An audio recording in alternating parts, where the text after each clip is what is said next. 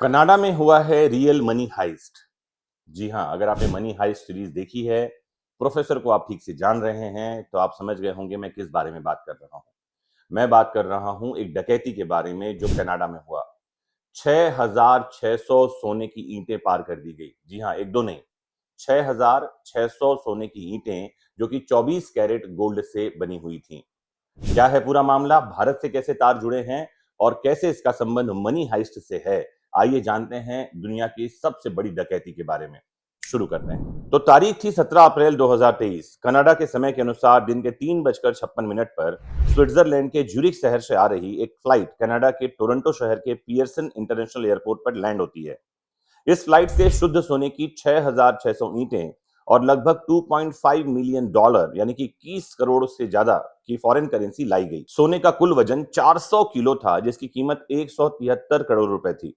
Cash को Vancouver के Boolean and currency exchange और सोने को टोरंटो के टीडी बैंक में जमा किया जाना था। गोल्ड और कैश को एयरपोर्ट के कार्गो कंपाउंड में रखा गया था। कनाडा पुलिस के अनुसार वारदात के दिन ठीक 5:50 तक सोने वाला कंटेनर कार्गो फैसिलिटी में ही था। शाम 6:23 पर एक 5 टन का बड़ा ट्रक फैसिलिटी के साथ बाहर पार्क कर दिया गया। इस ट्रक से एक फर्जी एयरवे बिल के साथ एक शख्स वेयरहाउस में दाखिल होता है। सीसीटीवी में कैद हुए इस शख्स के हाथ में बिल देखा जा सकता है। ये बिल असल में सी फूड यानी समुद्री मछलियों की डिलीवरी के लिए था। कनाडा पुलिस के अनुसार असल में एयरपोर्ट के अंदर के एक आदमी ने प्रिंटर से पुराना बिल निकालकर इसे दूसरे बिल से बदल दिया था। सीसीटीवी फुटेज से पता चलता है कि शाम 7:04 पर ट्रक का ड्राइवर वेयरहाउस में उस गोल्ड वाले कार्गो के पास पहुंचता है। 7:27 पर कार्गो को उठाकर ट्रक में लोड कर दिया जाता है और अगले 3 मिनट में ट्रक वेयरहाउस से बाहर चला जाता है। करीब 9:30 जब सिक्योरिटी कंपनी का असली ट्रक सोने वाला कार्गो लेने एयरपोर्ट पहुंचता है, तो पता चलता है कि सोना तो पहले ही जा चुका है। सुबह 2:23 पर एयर कनाडा कनाडा पुलिस को फोन करके वारदात की सूचना देती है। क्लेटन कास्टलिनो टोरंटो में कस्टम्स क्लियरेंस बिजनेस के प्रेसिडेंट हैं। उनके अनुसार कार्गो फैसिलिटी से कोई कार्गो ले जाने के लिए सिर्फ दो चीजों की जरूरत होती है: कार्गो भेजने वाले की तरफ से एक लेटर और एक एयरवे बिल। इस बिल पर सही बिल नंबर होना चाहिए। चोरों के पास दोनों दस्तावेज थे। क्लेटन के अनुसार इनकी ठीक से जांच नहीं हुई। एकदम फिल्मी मामला मालूम पड़ रहा है ये। कौन लोग इसमें शामिल थे, क्या कुछ उन्होंने किया, और वापस रिपीट कर दूं कि भारत से इसके तार कैसे जुड़े हुए हैं। इसका एक मास्टरमाइंड चंडीगढ़ में आराम से रह रहा था, जिसे अभी पकड़ा गया है। आइए आपको जानकारी दूं। तो सोना चुराने और ठिकाने लगाने में कुल 9 लोग शामिल थे। एक है मैकमिलन, ट्रक का ड्राइवर जिससे सोना एयरपोर्ट से बाहर ले जाया गया। अमेरिका में हथियार खरीदा था इसने। दूसरा है सिमरनप्रीत पनेसर, एयरपोर्ट का ऑपरेशन कंट्रोल सुपरवाइजर। तीसरा है परमपाल सिद्धू, एयर कनाडा में सिमरन का सहकर्मी। चौथा है अर्चित ग्रोवर, परमपाल का दोस्त और उस ट्रक कंपनी का मालिक जिसका ट्रक मैकमिलन चला रहा था। पांचवा है अमित जलोटा, अर्चित का चचेरा भाई। छठवां है अरसलान उर्फ सनी चौधरी, जांच रिपोर्ट में नाम है इसका टॉप डॉग। सातवां है अली राजा, एक ज्वेलरी स्टोर का मालिक और अमित जलोटा का साथी। आठवां है अम्माद चौधरी, मैकलिन को ट्रक सहित कनाडा बॉर्डर क्रॉस करने में इसने मदद की थी। और नवां है प्रसाद परमलिंगम, मैकलिन को हथियार खरीदने के लिए पैसे इसी ने दिए थे और बॉर्डर क्रॉस कराने में इसी ने मदद की थी। तो ट्रक ले जाने के बाद इतने सोने और पैसे का क्या किया गया, और सिमरनप्रीत इतनी बड़ी डकैती को अंजाम देने के बाद भारत के चंडीगढ़ में आराम से कैसे रह रहा था, आइए समझते हैं। तो जांच रिपोर्ट में बात यह आई कि एयरपोर्ट के कार्गो टर्मिनल से निकलने के बाद ट्रक कनाडा में करीब 1 महीने तक इधर उधर घूमता रहा। पुलिस को जांच में 2 लिस्ट भी मिली, जिनके आधार पर पुलिस ने कहा कि पैसा आरोपियों ने आपस में बांट लिया और सोना पिघलाकर बेच दिया गया है।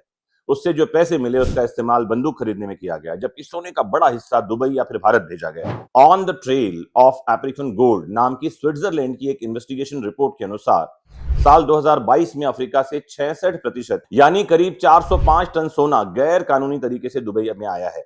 2023 में अल जजीरा ने भी अपनी एक इन्वेस्टिगेशन में कहा था कि स्मगलर्स अपना सोना दुबई में छिपा रहे हैं। इसके अलावा सोना पिघलाने में इस्तेमाल किए गए बर्तन, ढलाई के काम में आने वाले कुछ टूल्स और कुछ सांचे भी बरामद हुए। सोचने की बात यह है कि इतनी बड़ी डकैती को अंजाम दिया गया, ट्रक 1 महीने तक कनाडा में ही घूमता रहा, पैसे ठिकाने लगाए गए, सोना पिघला करके बांट लिए गए, और सिमरनप्रीत जो कि इस पूरे प्रोग्राम का मास्टरमाइंड था, वो आराम से भारत आ जाता है और यहां आराम से रह रहा है अपने परिवार के साथ में। पूरा मामला मनी हाइस्ट जैसा दिखाई पड़ता है। वहां भी लोग इसी तरह से चोरी को अंजाम दे रहे हैं और प्रोफेसर जो है उन लोगों को आराम से ले जाता है आइलैंड पर जहां वो अपने परिवार के साथ आराम से रह रहा होता है और पैसे सब में बांट लिए जाते हैं। तो मुझे लगता है कि एक बड़ा मामला है और एक पूरी तरह से सिक्योरिटी फेलियर का मामला है। पुलिस निकम्मों की तरह काम कर रही होगी और सिक्योरिटी पूरी तरह से फेल है। अदरवाइज इतनी बड़ी डकैती को अंजाम देने के बाद देश छोड़कर निकल जाना कहीं से कहीं तक दिखाई नहीं पड़ता कि आसान होगा। कई लोग और इसमें शामिल होंगे, वो लोग जो भ्रष्टाचारी हैं जिनको पैसे देकर खरीदा गया होगा। अदरवाइज भारत जैसे देश में एक ईएमआई बाउंस हो जाए तो आपका घर से निकलना मुश्किल हो जाता है। लोन वसूली के लिए लोग आपके पीछे पड़ जाते हैं और जब तक ईएमआई नहीं भर दी जाएगी आपके प्राण नोच लिए जाते हैं। लेकिन वहीं दिखाई पड़ता है कि बड़े लोग जैसे विजय माल्या जैसे लोग हजारों करोड़ों रुपए का घोटाला करके पैसे खाकर चुपचाप देश से बाहर निकल जाते हैं और लंदन जैसी जगह में ऐशो आराम की जिंदगी जी रहे होते हैं। ये सिक्योरिटी फेलियर कम और भ्रष्टाचार का मामला ज्यादा दिखाई पड़ता है। आपको क्या लगता है किस तरह से इस मामले को अंजाम दिया गया होगा? क्या लगता है आपको कि क्या ये भ्रष्टाचार का मामला है या वाकई में डकैत इतने मास्टरमाइंड हैं कि इतनी बड़ी पुलिस को, इतनी सारे सिक्योरिटी एजेंसीज को, इतनी सारी सीसीटीवी फुटेजेस को, सबको धता बताकर इन सब के अगेंस्ट जाकर के इस तरह की डकैती को अंजाम देते हैं और फिर भारत में आकर चुपचाप परिवार के साथ रहने लगते हैं। जुड़े रहना है आपको अपने फेवरेट प्लेटफॉर्म विधिक शिक्षा से, जानते रहना है देश दुनिया की घटनाओं को कानून की नजर से। नमस्कार, जय हिंद।